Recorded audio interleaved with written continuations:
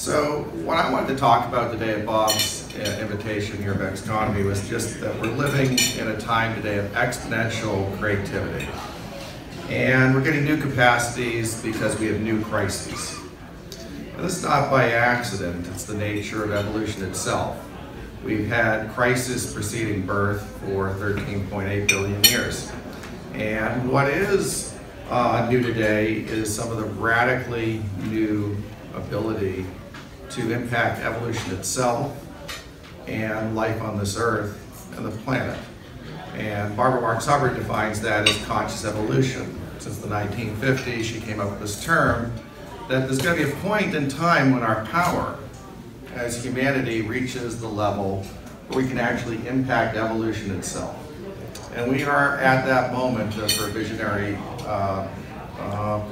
prognostications from years ago. Today we have infinite bandwidth, quantum computing, unlimited storage, artificial intelligence. If we're going to receive such power, receiving such power, we better know what to do with it. And one of the things we focus on in our work together is who actually is or are the managers of such power today. And we don't believe it's not government, it's not the scientists, it's not religion, it's not the NGOs. We believe it's really the entrepreneurs. And everybody in this room is an entrepreneur in their soul. You're creationists, you're trying to birth something new. And today, individuals in their birth today are born into this exponential creativity and entrepreneurial consciousness. And in fact, we call that the noosphere from Teilhard de Chardin. You're born with a cell phone, so to speak, in your hand today with the power that would have been attributed to gods.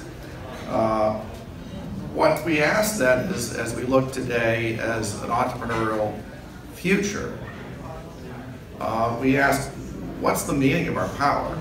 And what can we create in a purpose-driven society with this power?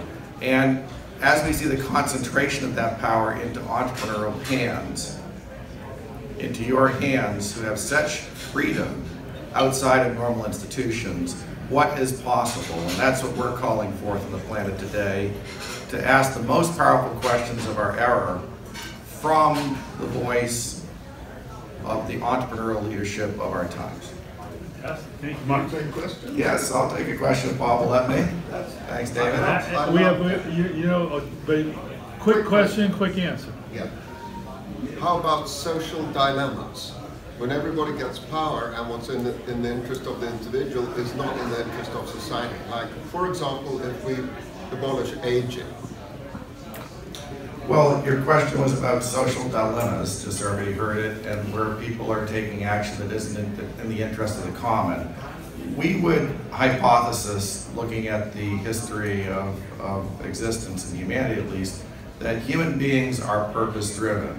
And in fact, Maslow's work, which covers 5 levels, most people aren't aware that what surrounds all of that work is that you're not able to achieve levels of joy and happiness unless you have a purpose that is beyond self.